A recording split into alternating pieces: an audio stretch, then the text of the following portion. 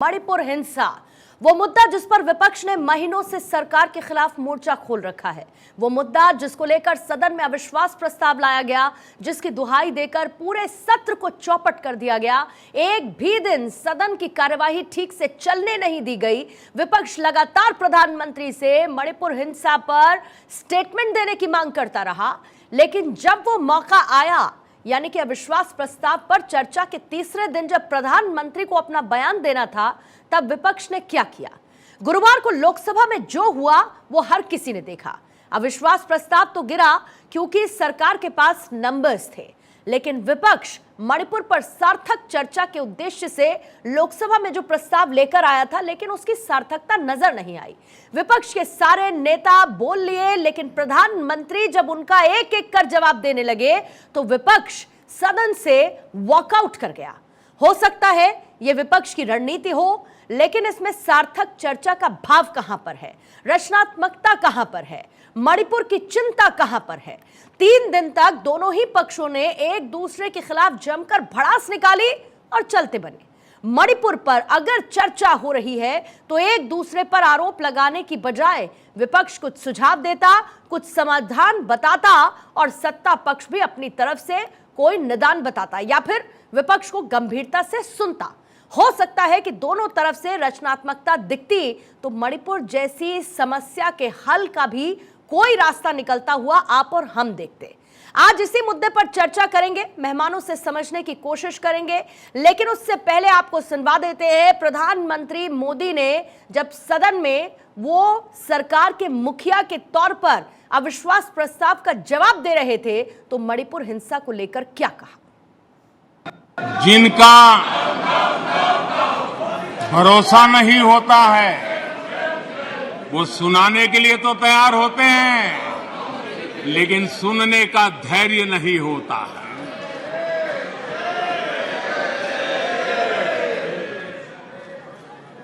अपशब्द बोलो, भाग जाओ, कूड़ा कचरा फेंको, भाग जाओ, झूठ फैलाओ, भाग जाओ। यही जिनका खेल है। ये देश इनसे अपेक्षा ज्यादा नहीं कर सकता है। तो देखिए, प्रधानमंत्री मोदी ने न सिर्फ ये बल्कि कई बातों का जिक्र किया। विपक्ष पर वो हमलावर भी हुए, घमंडिया गठबंधन भी बताया और ये भी बताया कि कौन सी मजबूरी रही कि आखिर ये सब लोग साथ लेकर आए। बहरहाल इन तीखे वार प्रहार के बीच में जो कुछ भी सदन में होता रहा वो लगातार मॉनसून सेशन के दौरान हमने देखा और अब ये मॉनसून सेशन अपने अंतिम पक पर है और कई बिल जिन पर चर्चा होनी थी, कई बिल जो पास होने थे वो भी बहरहाल नहीं हो पाए। तो आइए बिना समय गवाए चर्चा की शुरुआत करते हैं। प्रियंका गुप्ता इस वक्त कांग्रेस की प्रवक्ता हमारे साथ जुड़ी हुई हैं, नाजिया इलाही खान इस वक्त हमारे साथ जुड़ी हुई हैं। आप राजनीतिक विश्लेषक हैं, आप दोनों का स्वागत करती हूं। और अब से थोड़ी देर बाद शायना एनसी भी हमारे साथ जुड़ जाएंगी, बीजेपी की प्रवक्ता है, बीजेपी का पक्ष उनकी तरफ से रखा जाएगा। लेकिन प्रियंका गुप्ता, आपके साथ शुरुआत करते हुए, क्योंकि हर किसी के मन में कल से ये एक सवाल खटक रहा है कि विपक्ष तो एक सुर में ये चाहता था कि मणिपुर मामले पर प्रधानमंत्री बयान दे सदन के भीतर। वो मौका आता है, विपक्ष वॉकआउट कर देता है। कौन सी रणनीति है ये?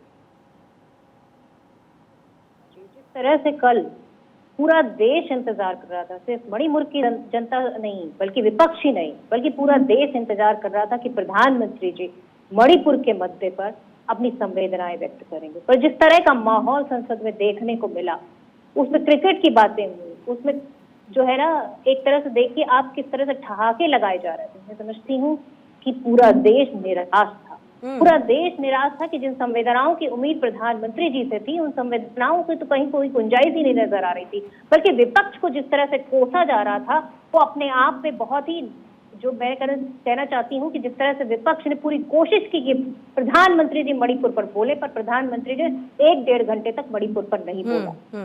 और फिर आप 2 घंटे के भाषण में देखिए कि किस तरह से 2 मिनट उन्होंने मणिपुर पर संवेदनाएं जताई और उनका मैक्सिमम टाइम कहाँ रहा? उनका मैक्सिमम टाइम रहा कि किस तरह से जो है विपक्ष को कोसा जाए, किस तरह से हंसी मजाक किया जाए, किस तरह से जो है नहीं। तो इसमें अब प्रियंका जी आपको इंटरवेन इसलिए कर रही हूं क्योंकि शुरुआत के कुछ सेकंड्स मैंने दिए आपको बात करने के लिए। अब मुझको ये बताइए कि आप चाहते थे कि प्रधानमंत्री मणिपुर पर बयान दे, क्या आप ये भी चाहते थे कि प्रधानमंत्री मणिपुर पर बयान आपके हिसाब से दे, शुरुआत में दे, शुरुआत के 1.5 घंटे में दे, 10 मिनट दे, 20 मिनट दे, विपक्ष को घेरे ना, विपक्ष को कोसे ना?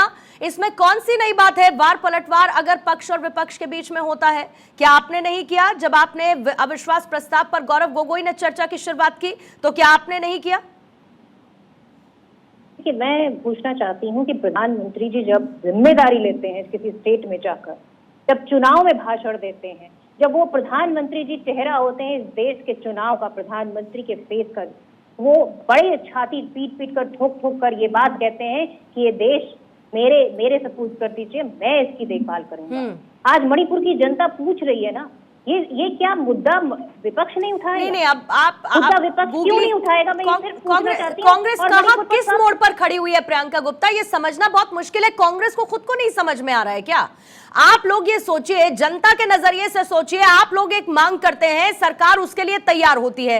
डे 1 से सरकार कहती है कि हम चर्चा के लिए तैयार हैं, लेकिन आप कहते हैं कि हमें गृह मंत्री का भाषण नहीं चाहिए, अमित शाह का भाषण हमको नहीं चाहिए, हमको प्रधानमंत्री मोदी का भाषण चाहिए। जब प्रधानमंत्री मोदी बोलना शुरू करते हैं, सदन से आप वॉकआउट कर देते हैं। आप इसकी गंभीरता समझते हैं? आप ये समझते हैं कि कांग्रेस की इनसेंसिटिव अप्रोच को दिखाता है? ये बताता है कि कांग्रेस गंभीर नहीं है इस चीज को लेकर, और कांग्रेस सिर्फ चाहती थी कि प्रधानमंत्री को बस खड़ा कर दे।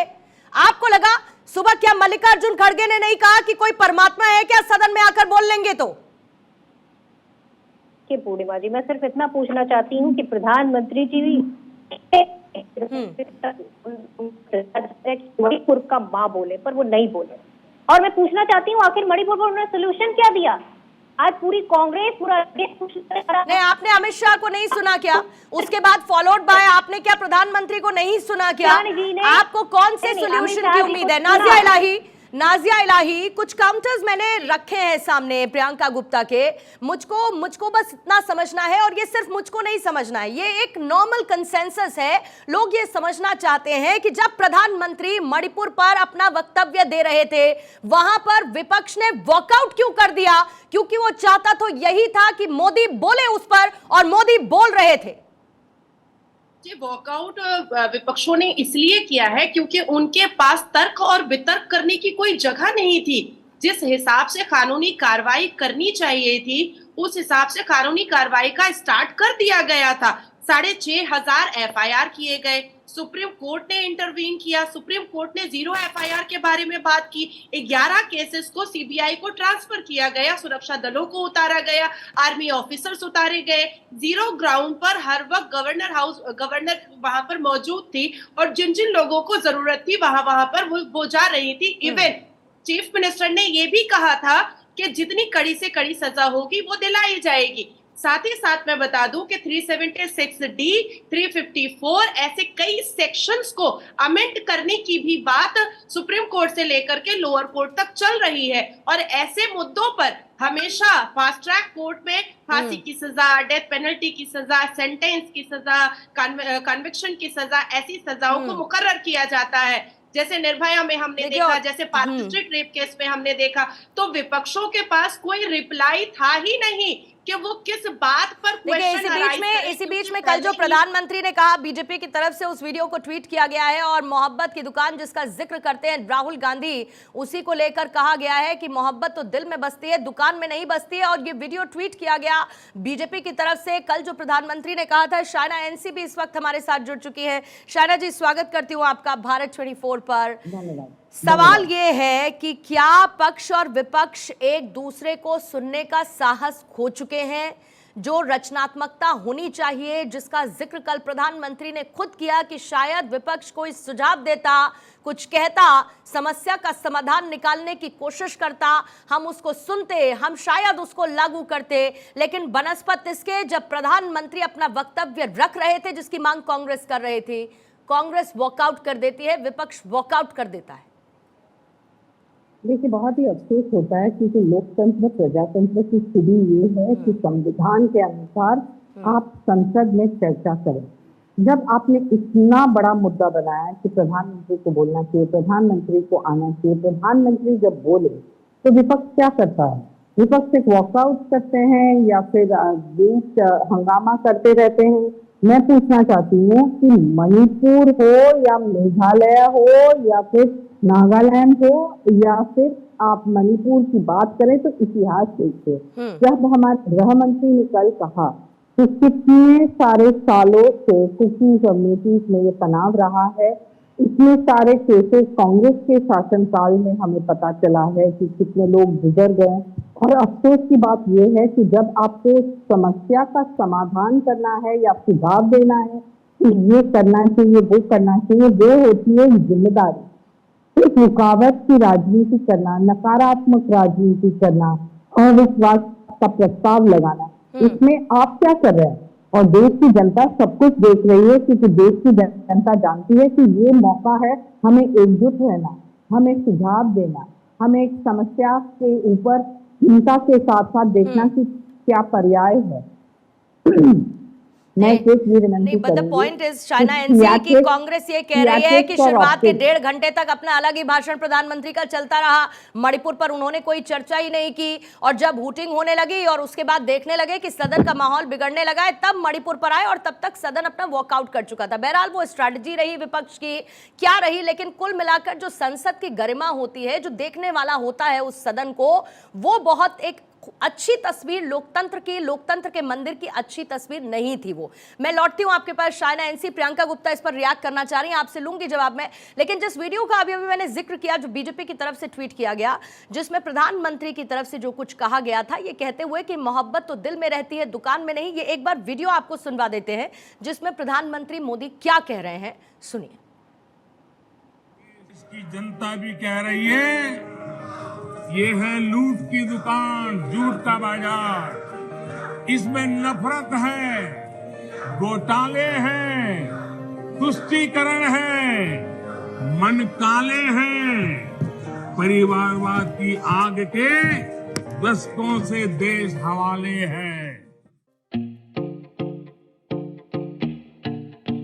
तुमने खोली एक दुकान, क्या क्या रखा है सामान, ये तो बता दो, ये तो बता दो। नफरत है, घोटाले हैं, तुष्टीकरण है, मन काले हैं, परिवारवाद की आग के दशकों से देश हवाले है, दशकों से देश हवाले है। तो जनता बोली, जनता बोली, जनता बोली, मोहब्बत दिल में मिलती है, दुकान में नहीं, ये तो कमाई जाती है, कहीं बिकती नहीं। मोहब्बत दिल में मिलती है, दुकान में नहीं, ये तो कमाई जाती है, कहीं बिकती नहीं। दिल की मोहब्बत ने धुएं से दी आजादी, दुश्मन की अकड़ मिटा दी, किसी की परवाह ना की, 370 हटा दी, 370 हटा दी। देश को ही कुटुंब बनाया है, आत्मनिर्भर बनाया है, 70 सालों के धब्बों को एक एक कर मिटाया है, आज भारत का लोहा। ये तो कमाई जाती है, कहीं पर बिकती नहीं है, ट्वीट किया गया बीजेपी की तरफ से। और कांग्रेस को लेकर पीएम मोदी ने ट्वीट किया है, पूर्वोत्तर पर कांग्रेस की उदासीनता पुरानी। ये देखिए प्रधानमंत्री का ये tweet, India stands with Manipur, I assume the people of the state that are shall be both peace and progress there. We are committed to restore normalcy and uphold the dignity of women. ये प्रधानमंत्री की तरफ से tweet किया गया। जो आरोप कांग्रेस की तरफ से लगाए गए, उसके बाद पूर्वोत्तर पर कांग्रेस की उदासीनता पुरानी, इसका जिक्र प्रधानमंत्री मोदी ने किया है। प्रियंका जी, प्रधानमंत्री का ट्वीट आपने देख लिया होगा, सुन लिया होगा, और वापस मैं वहीं पर आती हूं जहां से मैंने शुरुआत की थी, क्योंकि मुझे उसका सार्थक जवाब मिला नहीं। आप चाहते थे कि एक सार्थक चर्चा हो सदन में, correct me if I am wrong. Priyanka ji, यही चाहते थे आप लोग कि मणिपुर पर चर्चा हो, सार्थक चर्चा हो? आप मैम म्यूट हैं शायद। हाँ जी, आप लोग यही चाहते थे। अब आप ये बताइए कि वो सार्थक चर्चा हो पाई क्या, आपको लगता है?